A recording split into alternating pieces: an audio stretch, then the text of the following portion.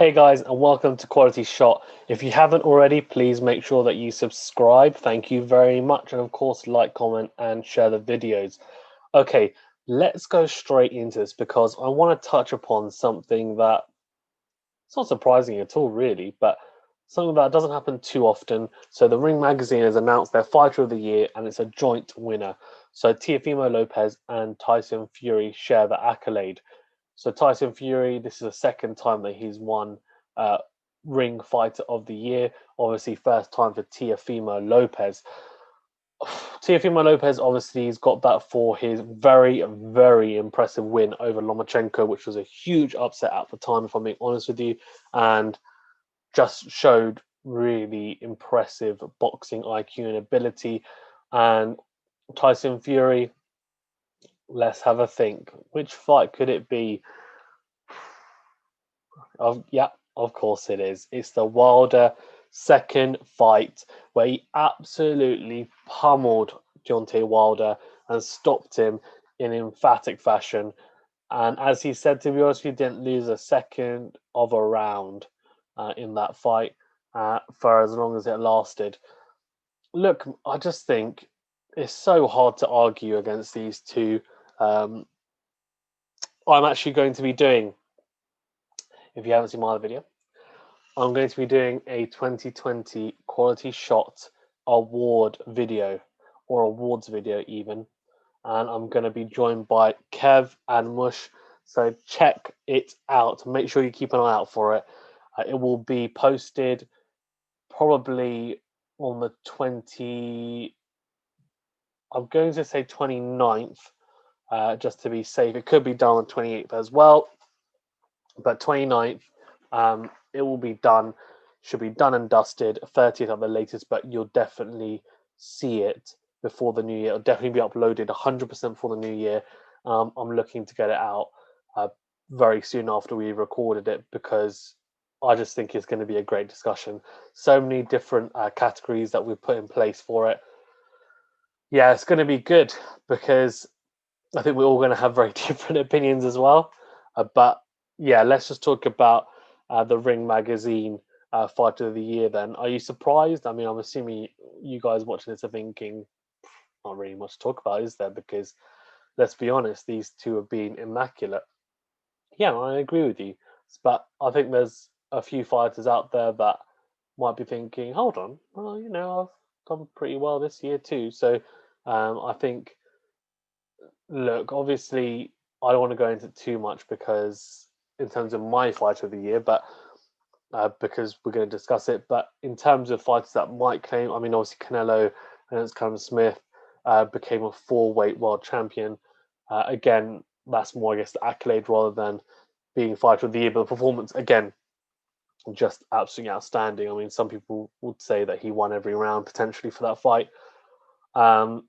Jamal Charlo became unified light middleweight champion, beating Jason Rosario to get 3 out of the 4 belts in a very impressive performance.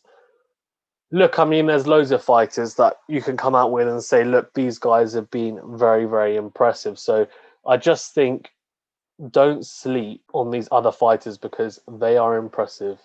And I don't want anyone to think in the back of their mind that this is the only option, either Tyson Fury or Teofimo Lopez. Yep, I agree. They are the most well-renowned wins and people, I think, or fighters even to look upon. But look, I mean, it's well deserved for both of them. Let's just talk about that rather than other potential options because I'm going to discuss it in the other video that we're going to do. Look, these guys 100% deserve it. And Tyson Fury, I mean, let's just think about this, man. I mean, this guy was down and out, became champion of the world, unified champion of the world, beat Vladimir Klitschko, and the guy at the time who was seen as basically invincible and was on a ridiculous winning streak as well. Man, I mean, to go from that to being severely overweight, depressed, suffering from, some serious mental health issues that he still does suffer from, to come from that and then Yeah, I mean, obviously, have really, let's be honest, two Mickey Mouse fights against Sefer Safiri and one other guy that, honestly, I've completely forgotten his name because he was that forgettable, let's be honest. And then fight against Deontay Wilder in that first fight. I mean, outboxed him, if I'm being honest with you, for pretty much the whole fight, apart from that one knockdown, one of the rounds. But in the final round, obviously getting dropped in that really dramatic fashion in that final round, then getting up, which I think people were thinking, how the heck, even to this day, people are thinking, how did he get up? Because it looked like he was knocked out stone cold. Got up and then rallied in that round to win the rest of the round, that 12th.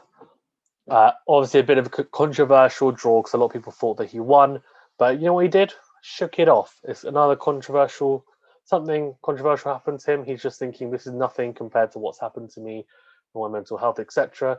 So shakes it off and comes again, right? Obviously, has those fights with Otto Wallen and Tom Schwartz. Tom Schwartz was just a little bit of a show, really fun with Apollo Creed kind of esque outfit, etc., and knocks out Tom Schwartz.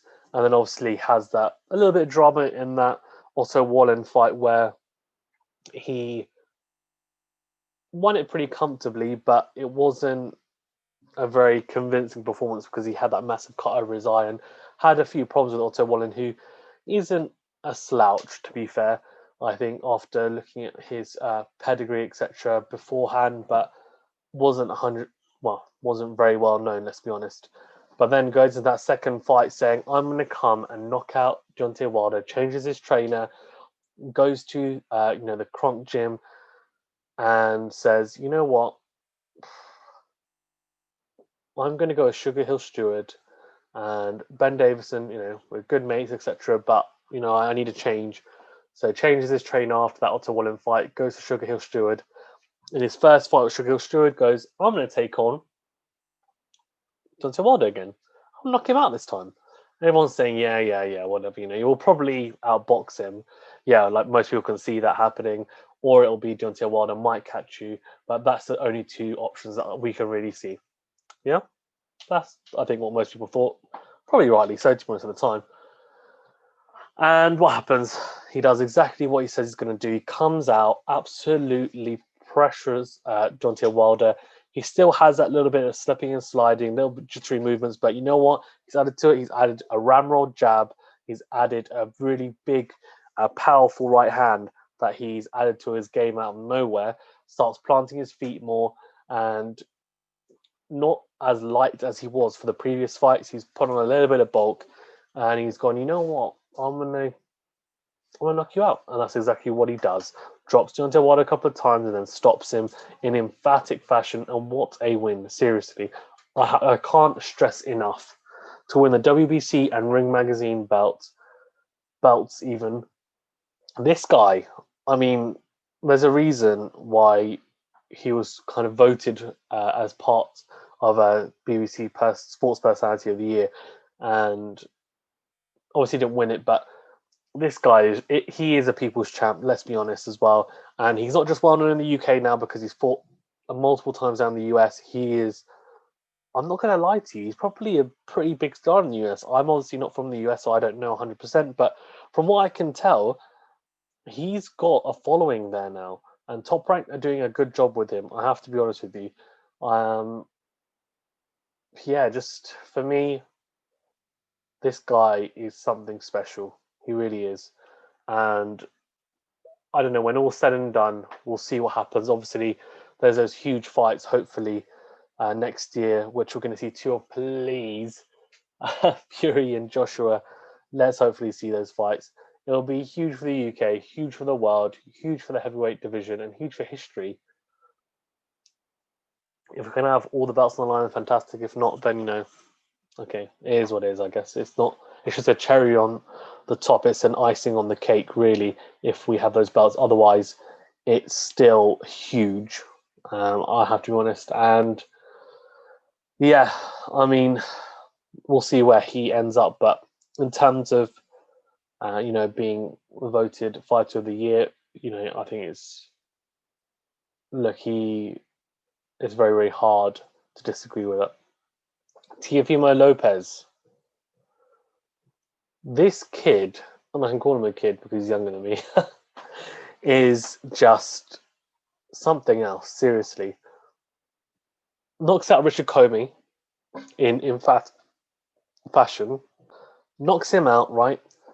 And you're thinking this kid is a huge puncher, but maybe doesn't have the boxing IQ to outbox Lomachenko. They make that fight, gets postponed a little bit because of COVID, etc. Eventually, they get into the ring, and you know what's really funny? Actually, I talked to, it's funny because I talked to 24/7 Boxing Highlight. Check out his channel. He's also now got a YouTube channel, so check it out. And he has actually fought Teofimo Lopez in the amateurs. So he was representing Canada and Teofimo Lopez, the US. And he said Teofimo Lopez, he didn't come across as someone who had huge punching power. He came across as someone who had, you know, respectable power that will make you, it can hurt you, but it's more punches and bunches, and it's kind of cumulative rather than that one punch knockout power that you associate with Deontay Wilder, with Nayo Inoue. And he just said he's very accurate, he's a sharpshooter, and he's more of a counter puncher. And I was thinking, what? Hold on, we haven't really seen that from Teofimo Lopez, so that's not how he's regarded. Really, he's regarded as a big puncher, and pretty much that's what he is. However, what happened against Lomachenko and what 24/7 Boxing Highlights said was 100% correct. He's not one dimensional, he's got multiple layers and facets to his game, and he showed that. He completely outboxed someone who is a master boxer, and he will go down. I have no doubt that Lomachenko will go down as one of the greats of this era. He'll go down as one of the greats in general. He will be a Hall of Famer. This guy is incredible, Lomachenko.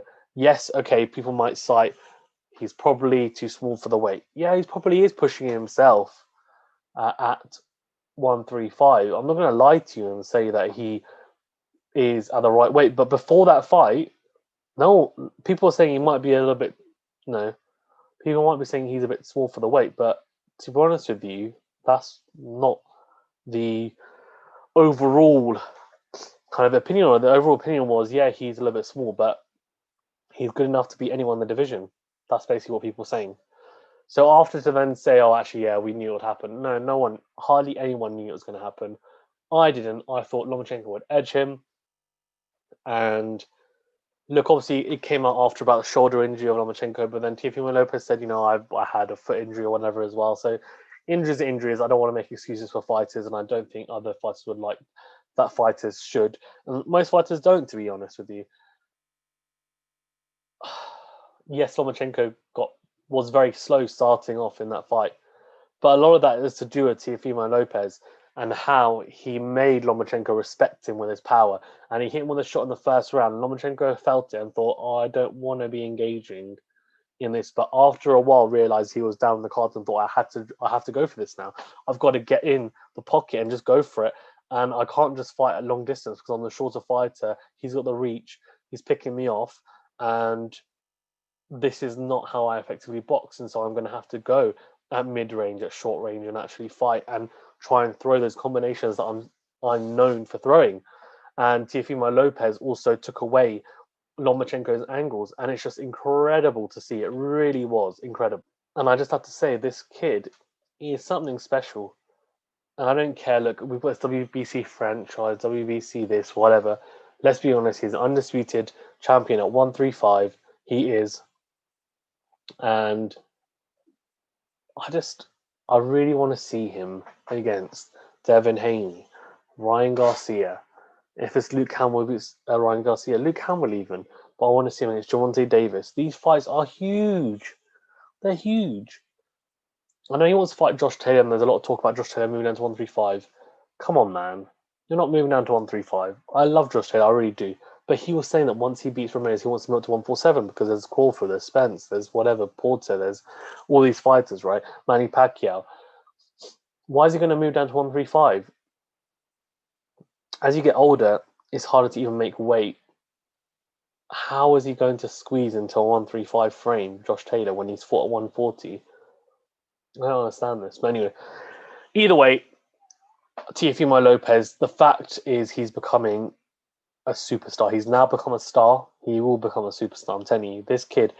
And he said something after, which thank you so much, Teofimo Lopez, for saying this, because I have to say, this is the best thing I've heard a fighter say in a very long time. He said, everyone wants to be Money Mayweather, but no one wants to be and go through the first stage of Mayweather's career, which was Pretty Boy Floyd. You have to be Pretty Boy Floyd first. You got to fight the best, to become the best, and then once you've got that recognition and you've beaten all the best, then you can say, yeah, I want that money, like Money Mayweather had, because guess what? I've beaten everyone in front of me. I've beaten all the best. No, everyone wants to go straight to Money Mayweather. I want X amount. No, you've got to fight the best to earn that amount. That's how it goes. And it was just so refreshing to hear a young fighter saying that, because yes, I'm not saying don't try and get as much money as you can. Of course, try to. But don't be deluded enough to think that you can earn the big, big bucks without fighting anybody. Just because you've got a hype around you, just because you're a good fighter, doesn't mean anything. It really doesn't. It means nothing. Look at Deontay Wilder. This guy knocking out everyone. Yeah, absolutely knocking out everyone in sight. 40-0. When was the first time he had a pay-per-view fight? It was after like 38, 39 fights or something. It means nothing. It actually means nothing. If you don't fight, and the reason why that happened is because he didn't fight big fighters until Luis Ortiz. Let's be honest, he didn't. Even when he won the WBC crown, he fought it off someone who is just, yeah, like it's not someone to be proud of. Actually, sorry, you know what? Actually, sorry, I take that back, because Bermane Stiverne was still a world champion, so I've got to put some respect on these boxers' names, because I'm not a boxer myself, and so I need to be careful about saying, that these people are not respectable opponents. But let's be honest, he hadn't fought anyone of elite or even world class level until he fought Luis Ortiz. So that's why. And Teofimo Lopez is saying, look, I'll fight the best. Just fought Lomachenko. Richard Comey is world class. Then he thought, I'll fight Lomachenko. Now he's saying, whoever wants it can get it. Let's go. That's the type of attitude you need to be having. Not, okay, I've become a world champion. I should be earning, I don't know, 20 million. No. Because if you only fought one good fight or two good fights, it doesn't really mean that much in terms of your bargaining power, and in terms of money and power for deals, etc. It's not going to happen. Let's be honest with you. And so I just think people got to be really careful about that. Okay, I don't want to drag out too much, but well done to Teofimo Lopez and Tyson Fury. I have to say, absolutely huge wins for both. And look, hopefully both fighters have a big 2021. I'm sure they will. Some huge fights on the horizon for both. So let's see how it goes. But I have to say, look, well deserved for both. And check out whether we agree on our awards. And we'll be going through best fight of the year, biggest upset, most disappointing fighter of the year, lots of other prospects, loads of different categories. Check it out. Thank you very much for watching this video and staying with me till the end, because I know I've ranted on a little bit, so I'm really sorry for that. And yes, stay safe, guys. Thank you very much. Please remember to like, comment, and share the vids, and of course subscribe if you haven't already. Thank you very much. Okay, thank you.